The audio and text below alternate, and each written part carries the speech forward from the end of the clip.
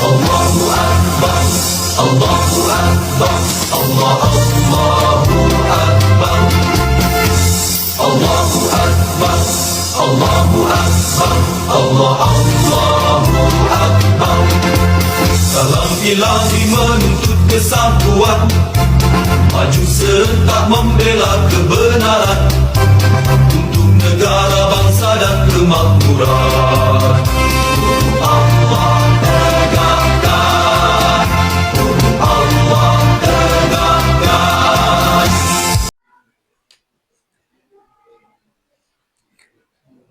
Assalamualaikum warahmatullahi wabarakatuh.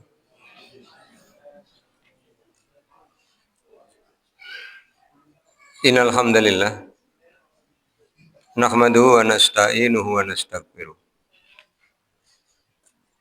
Wa na'udzu billahi min shururi anfusina wa min sayyiati a'malina may yahdihillahu fala mudhillalah wa may yudlil fala hadiyalah. Asyhadu an la ilaha illallah wahdahu la syarika lahu wa anna Muhammadan abduhu wa rasuluh. Allahumma shalli ala Muhammad wa ala ali Muhammad kama shallaita ala Ibrahim wa ala ali Ibrahim wa barik ala Muhammad wa ala ali Muhammad kama barakta ala Ibrahim wa ala ali Ibrahim innaka Hamidum Majid.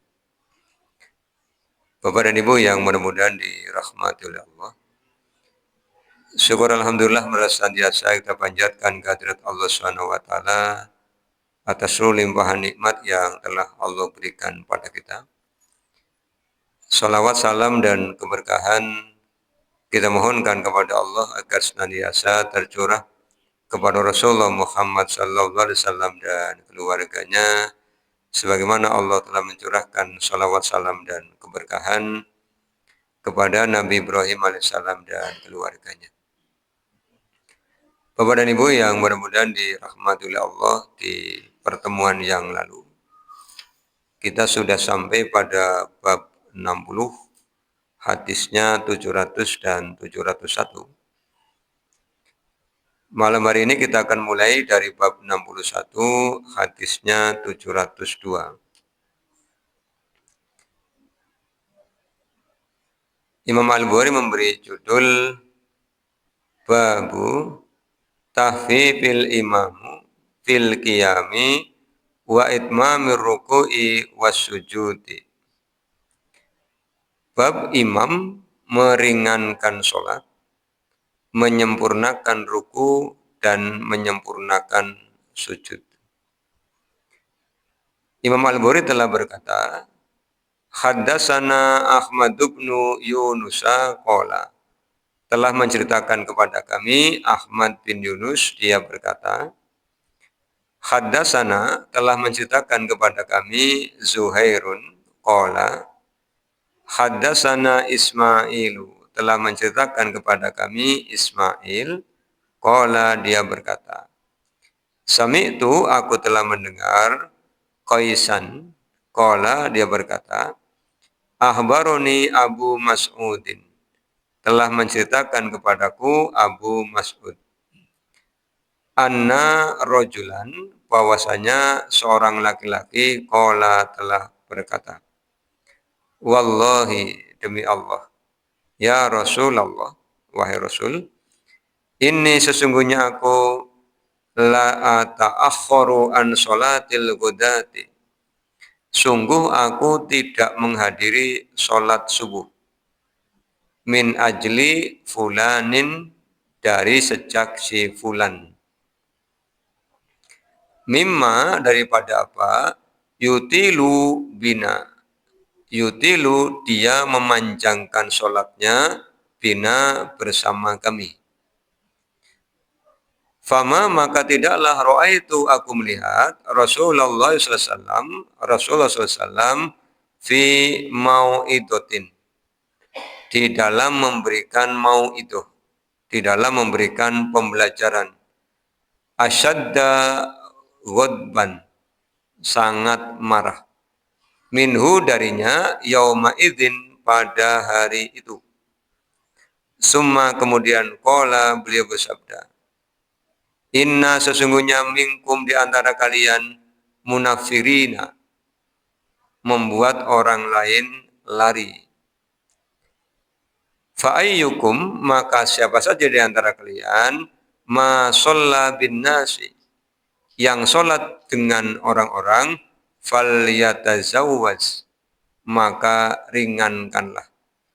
Fa inna, maka sesungguhnya fihim, di antara mereka, ad-do'ifa, ada orang yang lemah, wal kabiro, ada orang yang sudah tua, wazal hajati, ada orang yang punya hajat. Ini hadis ke-702. Di dalam syarah dari kitab Sahih Al-Bukhari, Fathul Bari, dijelaskan bahwa seorang laki-laki datang mengadu kepada Rasulullah bahwa dia beberapa hari tidak datang untuk sholat subuh. Ini hebatnya para sahabat. Jadi mereka dalam tanda kutip begitu ya, meninggalkan kewajiban, mereka lapor kepada Rasul. Kemudian orang ini menyampaikan kenapa dia tidak menghadiri sholat subuh sejak fulan ngimami. Dalam syarah Fathul Bari, fulannya adalah Ubay bin Ka'ab. Ubay bin Ka'ab ini salah seorang juru dakwahnya Rasulullah yang beliau kirim bersama Mus'ab bin Umair dan Abdullah bin Umi Maktum. Jangan keliru Bapak Ibu ya. Ada Abdullah bin Ubay bin Salul, ada Ubay bin Ka'ab. Jadi beda orang ya. Kalau Abdullah bin Ubay bin Salul itu tokoh Khazraj ya, orang Khazraj. Ada lagi Abdullah bin Salam, ini orang Yahudi yang masuk Islam. Abdullah bin Salam bukan anaknya Abdullah bin Ubay bin Salul, itu beda-beda. Ubay bin Ka'ab itu ngimami di Masjid Quba. Sebelum, kalau dari arah Mekah ke Madinah, sebelum masuk Madinah itu akan melewati Masjid Quba. Ubay bin Ka'ab ngimami sholat subuh di sana. Ketika Ubay bin Ka'ab ngimami, itu bacaannya tidak hanya panjang, sangat panjang. Padahal Rasulullah SAW itu ketika ngimami subuh, itu 60 sampai 100 ayat. Ini Ubay melampaui itu, Pak. Kita yang kadang-kadang 5 atau 6 ayat aja kan sudah terasa panjang begitu ya. Apalagi sampai 60 sampai 100 ayat. Sehingga orang ini kemudian tidak lagi sholat subuh di Masjid Quba. Kemudian dia datang ke Rasulullah untuk melaporkan kejadian itu. Kenapa ini dilaporkan? Kan Bapak Ibu masih ingat semua hadis yang sudah kita kaji pada kitab Mawaqitus Shalah ya.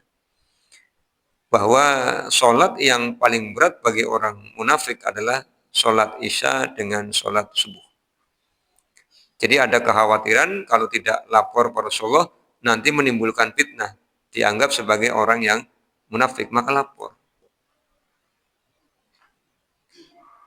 Kemudian ketika mendapati laporan ini, Rasulullah kemudian langsung menyampaikan mau itu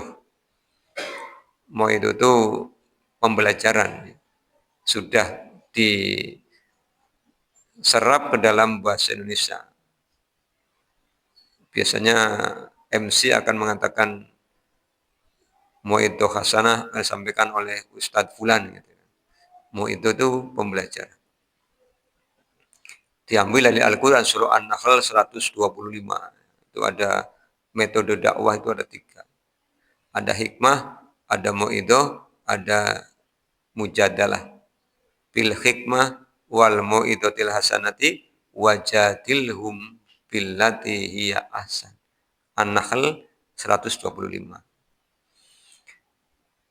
Kata sahabat Abu Mas'ud, dia menyampaikan belum pernah menyaksikan Rasulullah SAW menyampaikan mau itu asadda godban. Asadda, amat sangat. Godban, marah. Tapi marahnya Rasulullah itu tidak meledak-ledak. Biasanya akan nampak dari perubahan roman wajah beliau. Nanti dibaca di kitabnya Imam Tirmidzi, Sama'ilul Muhammadiyah. Itu khusus menceritakan tentang ciri-ciri Rasulullah. Digambarkan kulitnya yang putih bersih, sehingga kulit wajahnya juga sama, ketika marah itu berubah romannya, merah. Kalau kita yang oleh Allah ditakdirkan kulitnya sawo, mateng, ya jengkel ora jengkel ya padha bae. Nyenengan asine jengkel apa ora sih? Gandeng meneng bae. Nyong ora jengkel, gandeng meneng bae, sariawan. Jebule lagi sariawan. Ya kalau sawo matang itu kan ya tidak begitu kelihatan. Tapi kalau yang putih, bersih, marah ya kelihatan, kemudian sakit juga kelihatan. Ya. Roman wajahnya itu kelihatan. Ini yang diceritakan oleh Abu Mas'ud ya. Beliau tidak pernah menyaksikan Rasulullah memberi mau itu dalam keadaan khutbah. Kemudian beliau menyampaikan, inna minkum, sesungguhnya di antara kalian munafirina, akan ada yang menjadi penyebab orang lari. Nah, ini kan tidak mau jamaah subuh gara-gara imamnya kepanjangan dalam membaca surah. Sementara dia termasuk orang yang dal hajat, orang yang punya hajat, orang yang punya kebutuhan. Ini juga sudah menjadi bahasa Jawa, Pak ya. Hajatan. Berarti lagi punya kebutuhan, kebutuhannya. Kaning anak layus, ya lagi hajatan, lagi ada kebutuhan kan. Kebutuhannya apa? Ngundang orang. Kan tidak mungkin masang layos dalam rangka apa? Pengen kan ya. Pengen masang layos. Kecuali mau buka usaha layos lagi ngacaki ya lain. Dalam rangka promo. Kan. Itulah yang Rasulullah pernah sampaikan kepada Mu'ad bin Jabal. Fatanun, fatanun, fatanun. Jangan sampai menjadi fitnah. Fitnah itu bukan hanya dimaknai dalam bahasa Indonesia ya. Dalam bahasa Indonesia fitnah itu kan mengatakan sesuatu yang tidak sesuai dengan fakta, itu fitnah. Fitnah itu bisa diartikan sesuatu yang membuat celaka baik diri sendiri maupun orang lain. Maka di Al-Quran surah At-Taghabun misalnya Allah menyebut harta dan anak itu bisa fitnah, bisa menjadi fitnah. Harta bisa menjadi celaka. Anak bisa menjadikan orang tuanya celaka. Maka ketika seseorang menjadi imam kemudian memilih, nanti di hadis berikutnya 705, Mu'ad bin Jabal itu ngimami Isya, rokat pertama faqara'a bi suratil baqarati. Rokat pertama membaca surah Al-Baqarah. 286 ayat. Kalau satu juz 40 menit, Al-Baqarah itu kan 2 juz setengah. Berarti 100 menit. Berapa jam? 1 jam 40 menit. Itu berdiri rokat pertama. Rokat keduanya, Anisa. Ya benar makmumnya ada yang pergi, lapor Rasul. Bisa-bisa mulai pukul 19, selesai pukul 23, Pak. Makanya kan Rasul kemudian menegur, fatanun fatah. Jangan menjadi fitnah, jangan menyebabkan orang tidak mau jamaah karena kepanjangan. Maka pesannya Rasulullah, inna minkum munafirina. Sesungguhnya di antara kalian jangan sampai menjadi penyebab orang lari. Karena prinsip dakwah di dalam al-Islam itu gembirakan, jangan ditakut-takuti. Mudahkan, jangan dipersukar. Basyiru wala tunafiru. Yassiru wala tu'asyiru. Jadi kalau bisa dipermudah, jangan dipersulit. Jangan dibalik. Jangan dibalik. Kalau bisa dipersulit, kenapa dipermudah? Kalau bisa dipermudah, jangan dipersulit. Perintah Rasul kepada para imam, fal yatajawaz, maka ringankanlah. Tapi ya jangan ringan banget, Pak. Jangan sampai ringankanlah satu rokat, satu ayat. Selesai Fatihah, wal asyri, Allahu Akbar. Itu ringan banget namanya. Atau setelah Fatihah baca Yasin, Allahu Akbar. Itu ringan banget. Ini malah bikin jamaah jengkel. Jadi kalau makmum kalau ngelendeng, niat orang imam ya. Atau boleh jadi malah dikiranya mau panjang pendek, akhirnya kan ngelendeng juga. Negenta pandawa boleh ruku, akhirnya kan sholat tapi berpikir di luar sholat kan. Jadi ya tidak terlalu ringan, juga tidak terlalu memberatkan ya. Fal yatazawwaj. Alasannya apa kata Rasulullah? Fa inna, maka sesungguhnya fihim, di antara mereka, di antara para makmumah ad-dha'ifa, ada orang yang lemah. Lemah karena faktor usia atau lemah karena faktor sakit. Jadi jangan sampai memberatkan mereka yang berkeinginan jamaah tapi diberatkan oleh perilaku imam yang tidak tanggap ing sasmito. Tahu Bapak Ibu? Tanggap ing sasmito. Iya, memahami keadaan. Maka kalau guru kami dulu bilang gini, "Nggih, bocah, engko anggar gede lamun ana sing dadi imam, kudu ndeleng spion," katanya. Kita bingung. Lah ini salat nggawa spion. Deleng buri ana sing sepuh apa ora, ana sing mriyang apa ora. Dadi bisa ngukur kira-kira dawane pira, cindeke pira. Ora kedawan, ora kecindekan. Aja cepet-cepet. Misalnya begitu. Ya. Kan ngajinya dulu waktu masih madrasah, jadi belum ada jadi imam kan. Masih ngaji. Tapi udah dipeseni begitu. Nampaknya guru kami mengambil dari pernyataannya Rasulullah. Wal kabiro, bukan besar ya, al kabiro.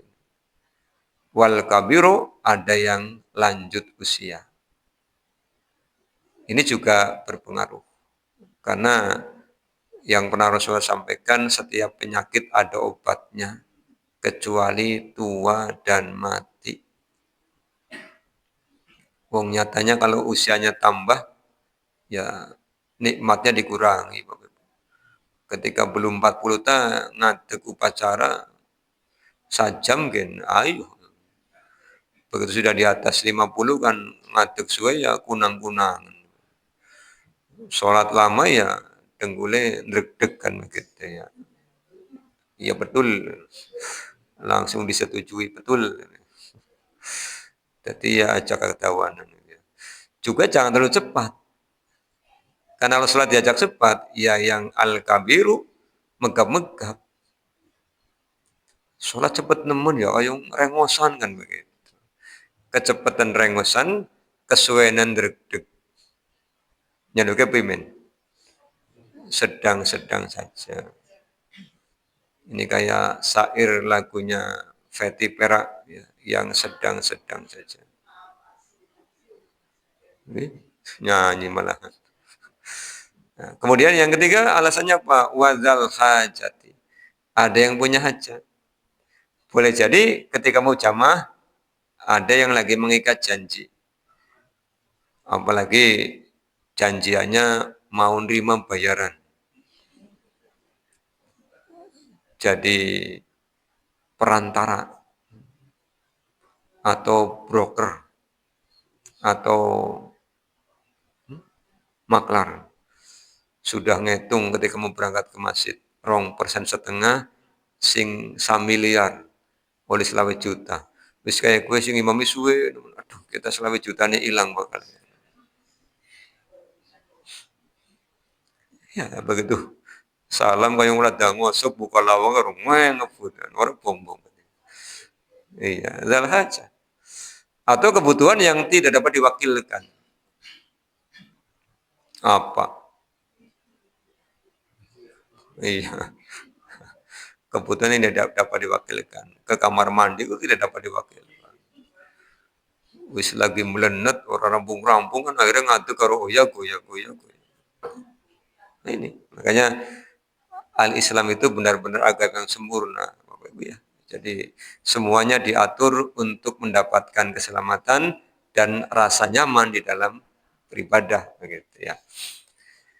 Di surah Az-Zumar ya ayat 10 Allah menyampaikan orang-orang yang beriman, orang-orang yang bertakwa kepada Allah. Kemudian mereka lilladzina ahsanu dan mereka mau berbuat baik. Ad-dunya hasanatun, maka dunianya akan terasa baik. Jadi orang yang berbuat baik merasakan hidup itu terasa baik. Wa ardullahi wasi'atun, bumi Allah itu akan terasa luas. Summa yuwaffa, kemudian Allah akan sempurnakan pahala untuk orang-orang yang bersabar ya. Termasuk sabar dalam ketaatan. Itu 702 bab 61. Sekarang kita ke bab 62. Pak, saya pengen sholat yang panjang, boleh? Boleh. Babu idza sholla li nafsihi falyutawwil ma syaa. Bab idza apabila sholat li nafsihi sendirian, falyutawwil maka panjangkanlah ma syaa sesuai yang dikehendaki. Silahkan. Kalau sholatnya sendirian, silahkan. Mau rakaat pertama Baqarah, boleh. 286 ayat. Rakaat kedua Ali Imran, boleh. 200 ayat. Misalnya mau habis Isya nanti Ba'diyah, mau rakaat pertama An-Naba, boleh. Rakaat kedua An-Nasiat, boleh. Ba'diyah. Kalau qobliyah jangan, Pak. Kenapa qobliyah jangan? Mempengaruhi yang lain. Muadine wis nyekali emik. Kau ngadeg ora pragat ya. Begitu rukune suwe, sujudnya suwe. Wis kayak gue ngadege ning burine pengimaman kan angel. Pandi popong wonge gede kan angel mana. Ya kalau qobliyah itu mempengaruhi orang lain. Kalau ba'diyah silakan. Atau duha silakan. Tahajud silakan. Witir silakan. Artinya, ketika mengerjakan sholat itu yang tidak mempengaruhi kepentingan orang lain, masya'a, kata Al-Bukhari ya, silakan, sesuai kehendak. Ini diambil dari pernyataannya Rasulullah. Dari Abu Hurairah, anna Rasulullah SAW qala, idza shalla ahadukum linnasi, apabila salah seorang di antara kalian sholat bersama orang-orang, berarti kan ngimami, fal yukhaffif, maka ringankanlah. Fa inna minhum, maka sesungguhnya di antara mereka ad-dha'ifa, ada yang lemah, wasaqima, ada yang sakit juga. Kalau di atas kan hanya lemah, sepuh dan punya hajat. Di sini ada tambahan wasaqima. Ada yang sakit. Kalau Bapak Ibu apal iktanim khamsan qabla khamsin, wasihhataka qabla saqomika, sehatmu sebelum datang sakit. As-saqimu itu sakit. Dan kalau sakitnya fisik pasti mempengaruhi daya tahan tubuh. Ya. Kecuali sakitnya pikiran.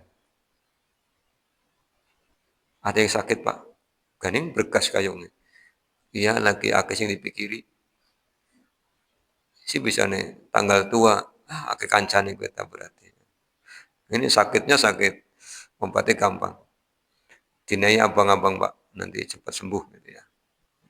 Sakitnya fisik ya pasti lemah. Wal kabiro, ada yang sepuh.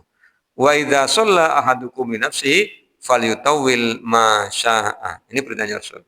Kalau sholatnya sendirian, falyutawil, silahkan panjangkanlah. Maka jangan sampai terjadi ketika sholatnya sendirian begitu cepat, begitu ngimami, begitu lama. Pertanyaannya, ada apa dengannya? Kalau begitu cepat, karena waktu ikomahnya semakin pendek, dimaklumi. Tapi kalau waktu ikomahnya panjang, masih 10 menit misalnya, tapi qobliyahnya hanya 2 menit, tapi mengimaminya panjang banget, ini ada apa? Jangan sampai memanjangkan bacaan sholat itu bukan karena Allah. Bukan karena ittiba kepada Rasul, tapi ada harapan jamaah memberikan apresiasi. Mantap, hafalannya mantap, suaranya mantap. Kalau sudah seperti ini ada pergeseran nawa itu, maka celaka. Termasuk orang yang celaka. Fawailul lil musallin alladzina hum an salatihim sahun alladzina hum yuraun. Celaka karena sholatnya yuraun. Ingin dilihat, ingin diperhatikan, ingin dapat pujian. Maka yang paling aman kalau mau panjang banget ya kata Rasulullah ketika sendirian. Kalau sendirian kan aman. Mau pamer sama siapa wong sendirian. Tahajud sendirian kan? Silakan panjang. Mau pamer sama siapa? Wong yang lain aja di rumah masih tidur semua apalagi orang.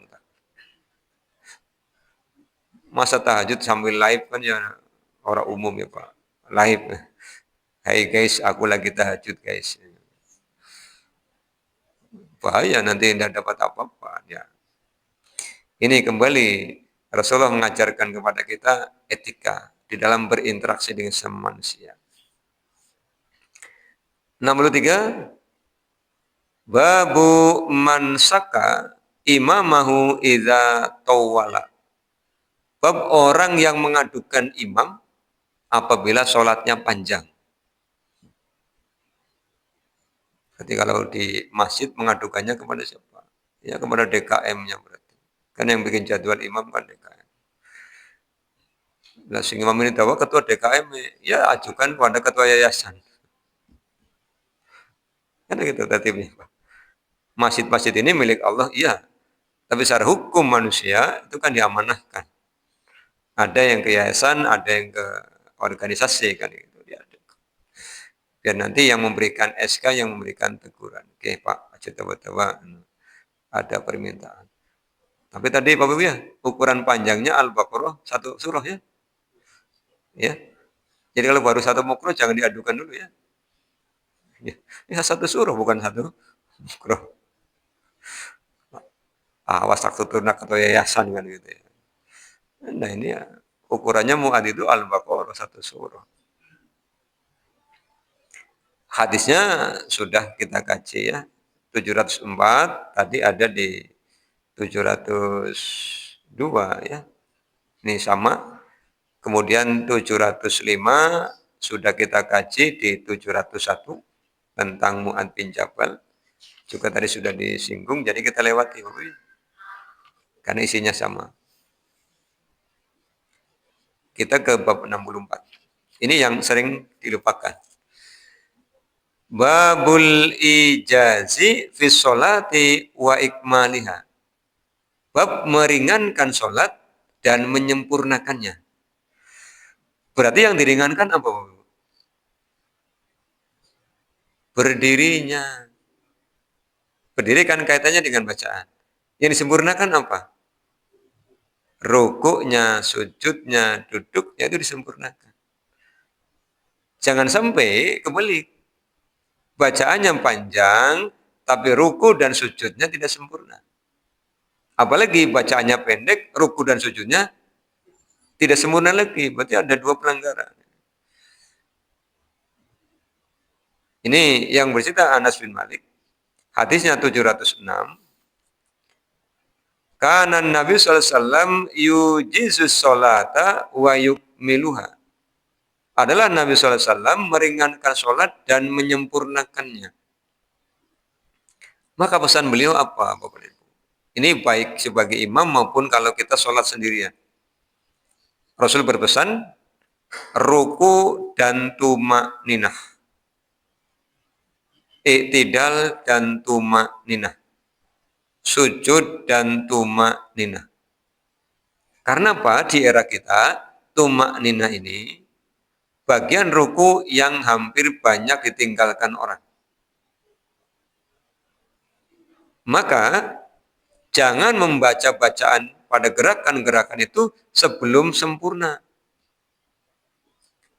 Dari posisi berdiri, tangan di dada, bersedekap, kemudian takbir, Allahu Akbar.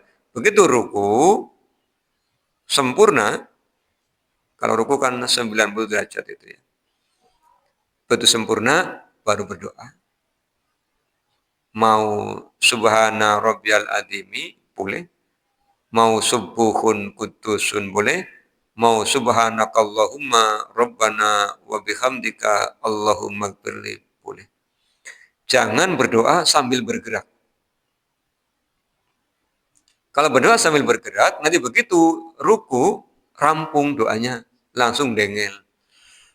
Yang kasihan makmumnya kalau ngimami begini. Hanya makmumnya tidak baca apa-apa nanti.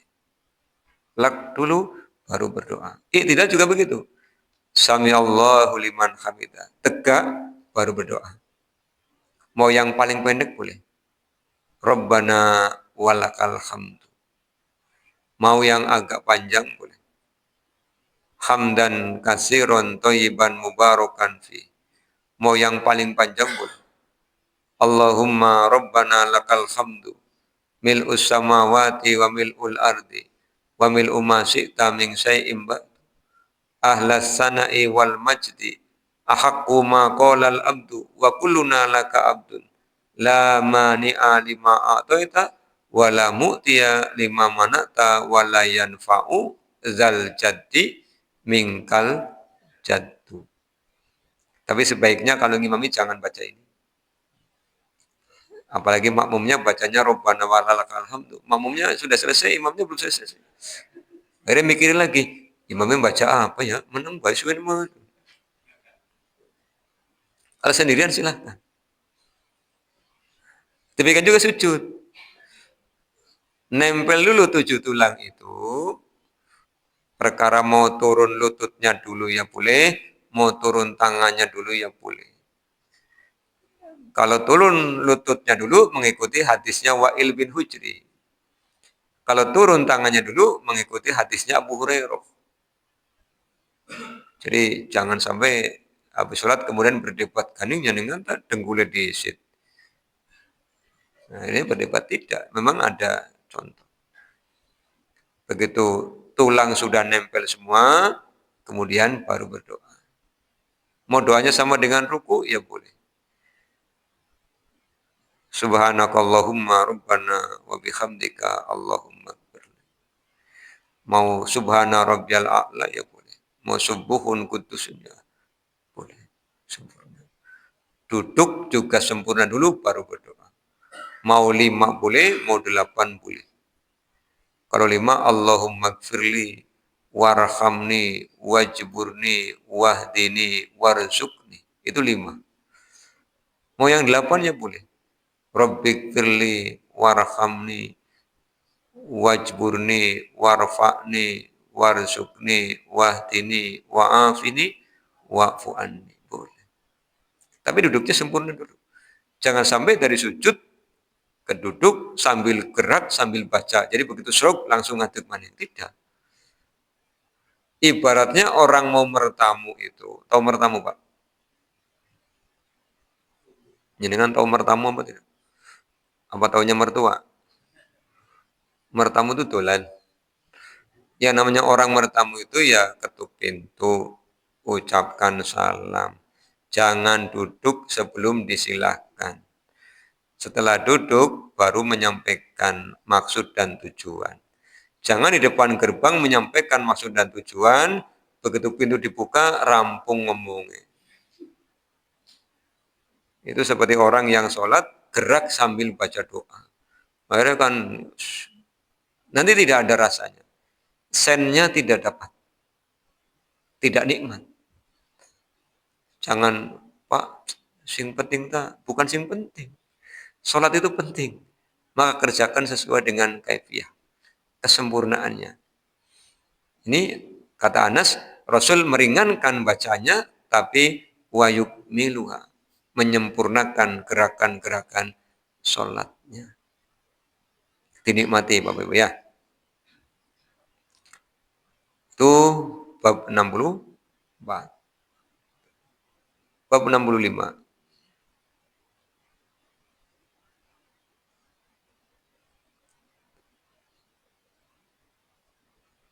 Babu man uhfis sholati inda buka isobi.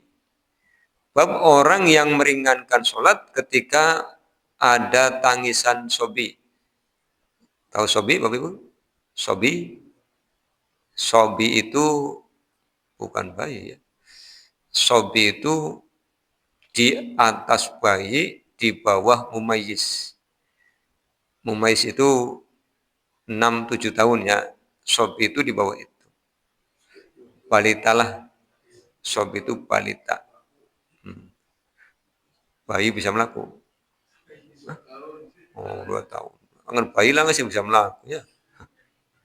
Balita. Yang cerita adalah Abu Qatadah.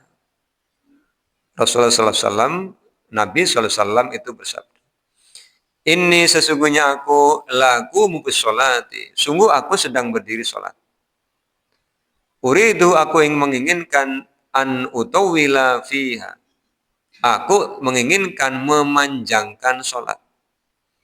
Fa'asma'u, kemudian aku mendengar, buka as-sobi, tangisan sobi, tadi balita ya.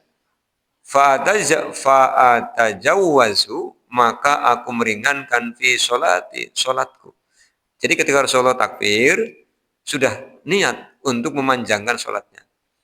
Tapi kemudian, begitu sudah mulai sholat, ada balita nangis. Karohiyah,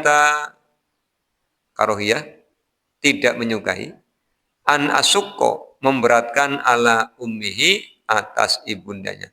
Rasulullah tidak suka ketika sholatnya begitu panjang, membuat ibunda si balita ini merasa berat. Kenapa merasa berat, Bapak Ibu? Bukan berarti bocah anggar nangis abotnya nambah, bukan ya. Gara-gara nangis jadi tambah abot bocah, bukan. Merasa berat karena ini kok lama banget kan begitu. Ya. Itu akan menjadi terasa berat bagi ibunya. Kemudian di hadis berikutnya 708, ini yang cerita adalah Anas bin Malik. Dia berkata, ma shallaitu waru'a imamin qattun akhaffa sholatan wala atamma minan nabi sallallahu alaihi wasallam wa in kana la yasma'u buka as-sabi fayukhaffif. Kata Anas, aku tidak pernah sholat di belakang seorang imam pun yang lebih ringan daripada sholatnya Nabi, tetapi lebih sempurna. Ketika apa? Ketika beliau mendengar tangisan balita. Buka as-sobi fayukhaffifu, kemudian beliau meringankan. Kenapa meringankan? Makhofatan, beliau khawatir antuftana ummuhu, memberatkan ibunya. Jangankan lagi sholat, Bapak Ibu ya. Kita naik bis saja, ada berita nangis, itu membuat ibunya si bayi berat. Sebab apa? Semua orang akan ngomong. Biasanya ngomongnya apa, Bu? Ya, Bu. Anak-anak bocah cilik nangis, biasanya kancane ngomong apa, Bu? Hah? Nah, ngomong aja aku. Mesti dikongone dine asi. Nangis orang pengen asi. Nangisnya sumuk ning jero ning bis kan bisa. Atau lihat orang banyak panik kan gitu ya. Iya, jadi benar-benar Rasulullah teladan terbaik ya, uswatun hasanah. Sangat bijaksana. Ini ngajari kita semua Bapak Ibu ya. 709 sama inni la adkhulu bis sholati wa ana uridu itolataha fasma'u buka asobi fa atajawwazu fi sholati mimma a'lamu min siddati wajdi ummihi min bukaihi. Aku mengetahui betapa sedih dan berat si ibu ketika anaknya nangis.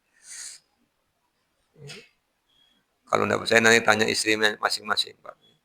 Iya, hari bocah nangis kon sedih. Iya, sampai orang ngerasa kenedan. Ya orang anggar nyong balik anak korton nangis. Oleh wedi karo sampean, Mas. Kalau angkaro ibunya kan orang wedi, jadi sering nangis. Ini berat, Rasulullah merasakan itu ya. Ini selesai tentang meringankan sholat ya bagi imam. Kemudian kita ganti ke tema bab 66. Boleh tidak habis sholat ngimami orang lain? Babu idza shalla summa ammi qauman. Bab orang yang telah sholat kemudian mengimami orang lain. Ini hadisnya 711. Yang cerita adalah Jabir. Dia berkata, karena adalah Mu'ad yusolli sholat. Nabi SAW bersama Nabi SAW, summa kemudian ya'ti, dia mendatangi kaumnya, yusolli bihim, kemudian dia sholat bersama mereka. Ini dibiarkan oleh Nabi, maka menjadi sunnah takririyah. Sunnah itu kan ada 3 ya, ada sunnah qauliyah, ada sunnah fi'liyah, ada sunnah takririyah. Sunnah qauliyah itu sunnah dalam bentuk ucapan Nabi yang kita tiru. Contoh, berdoa, Nabi ngajari doa, misalnya apa? Allahumma inni a'udzubika minal bukhli wal jubni wal khusni wal ajzi wal kasali wa dula'id daini wa gulabatir rijali. Kita praktekkan, itu namanya sunnah qauliyah. Rasulullah sholat membaca iftitah. Kita baca iftitah, itu namanya sunnah qauliyah. Sebelum makan baca bismillah, itu namanya sunnah qauliyah. Sunnah dalam bentuk ucapan. Yang kedua namanya sunnah fi'liyah. Sunnah dalam bentuk perbuatan. Rasulullah makan dengan tangan kanan. Itu sunnah fi'liyah.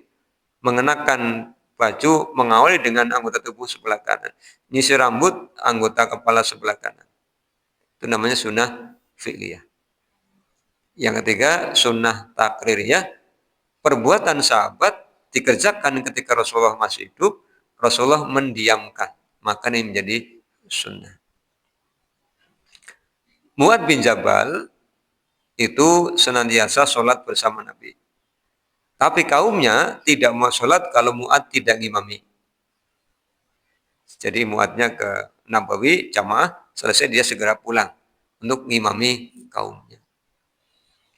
Kalau kaum berarti kan tidak satu, banyak. Artinya ketika seseorang sudah sholat sebagai makmum, dia boleh sholat kembali untuk menjadi imam. Kalau ngimami banyak orang aja boleh, apalagi ngimami satu orang. Maka ada juga riwayat ketika selesai sholat, kemudian ada orang datang. Rasulullah bertanya, ada enggak yang mau sedekah? Maksudnya diimami. Jadi yang sudah jadi makmum, ngimami orang yang baru datang. Rasul juga merintahkan Ummu Warokoh untuk mengimami keluarganya. Putri-putrinya untuk diimami oleh Ummu Warokoh yang sudah makmum dengan Rasulullah.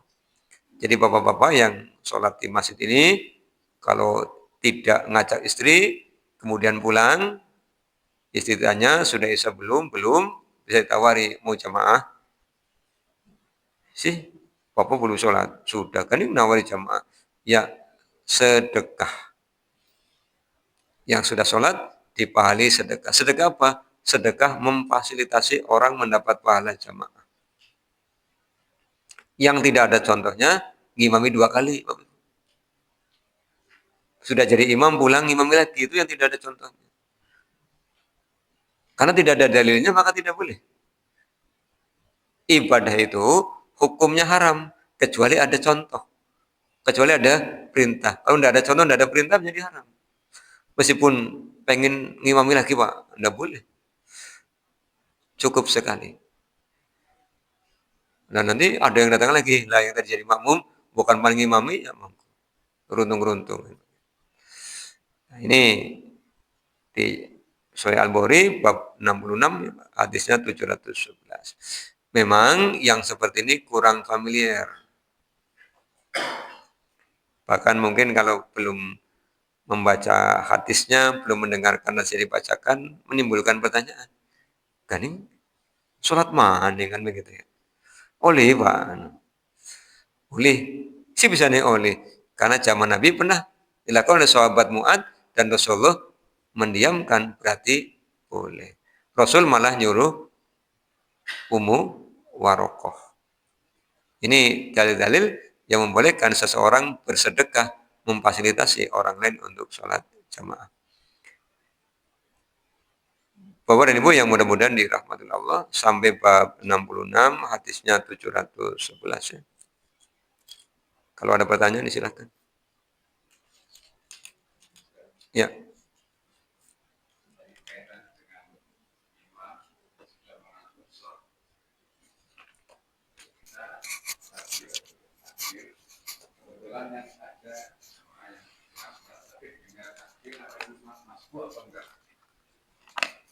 Ya.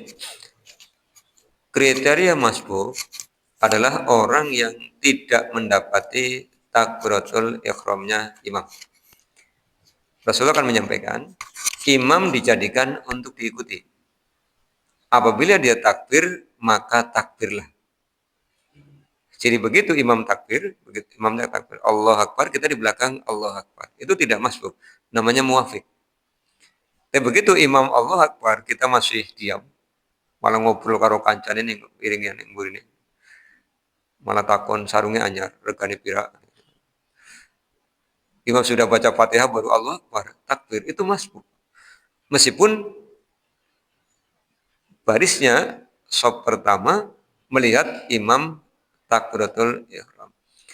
Jadi supaya tidak masbuk itu bukan melihat, tetapi mengikuti. Langsung. Kalimatnya idza kabbaru fakabbiru. Apabila imam takbir, maka takbirlah. Sehingga sungguh rugi orang yang berada dalam masjid tapi masbuk. Biasanya apa? Ya tadi diperdayai oleh as-syaitan. Dadak ngobrol dia sama takbir semua ngobrol banyak. Atau sudah selesai koma, imamnya sudah menghadap ke arah jamaah, sudah menertibkan shop, malah jagung bae. Takoni, pas sholat apa orang? Ya sholat tuh sok bagian tadi kan. Wis lakas disit ngonyong nyusul, nyusul kayak pan kondangan. Jangan, ini bukan kondangan. Itu rugi. Kenapa? Kesempatan jadi makmum muwafiq hilang. Hanya jadinya makmum masbuk. Ya, muwafiq itu tadi yang mengikuti takbiratul ihramnya. Begitu? Masih ada? Iya.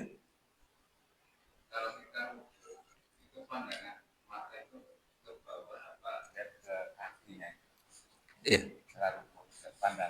Semua posisi ya, kecuali tahiyat. Semua posisi ketika sholat itu ke arah tempat sujud. Kecuali tahiyat. Kalau tahiyat itu melihati ujung jari. Jadi jangan sampai ruku melihati ujung kaki, nanti pada mendiung kepalanya. Ya kan jadi lurus. Nyikuk lah kalau istilah matematikanya. Iya. Lihatnya ya tempat sujud. Ketika berdiri lihat tempat sujud, makanya kan nigluk ini ya. Ini kan tidak lihat tempat sujud, tapi lihat tembok. Sehingga pas sekarang itu ada mic-nya sini. Karena imam mesti nigluk. Kalau kayak gini suaranya tidak masuk nanti kan. Itu perintahnya adalah melihat tempat sujud. Ini bagian dari rangkaian kaifiah sholat. Hikmahnya apa sih? Kalau dicari hikmahnya, tiap-tiap orang itu nanti beda-beda jawaban. Hikmahnya kita diingatkan bahwa kita itu ya dari tanah. Nanti akan dikembalikan kepada tanah. Khalaqal insana min salsalin kal fakhar. Ya, kita diciptakan oleh Allah dari tanah yang sama dengan tanah yang untuk membuat tembikar. Makanya kalau dari tanah ya tidak usah sombong kan, gitu. Ditundukkan pandangannya. Karena di dalam sholat maupun di luar sholat yang akbar hanya Allah. Yang agung hanya Allah Subhanahu wa taala. Itu di antara hikmahnya itu. Bapak Ibu bisa berpikir yang lain. Tapi yang jelas syariatnya memang seperti itu. Lihat ke tempat sujud kecuali tahiyat. Begitu, Bapak Ibu? Cukup ya? Ya, kita tutup dengan baca doa kafatul majlis. Subhanakallahumma bihamdika asyhadu an la ilaha illa anta astaghfiruka wa atubu ilaika. Assalamualaikum warahmatullahi wabarakatuh.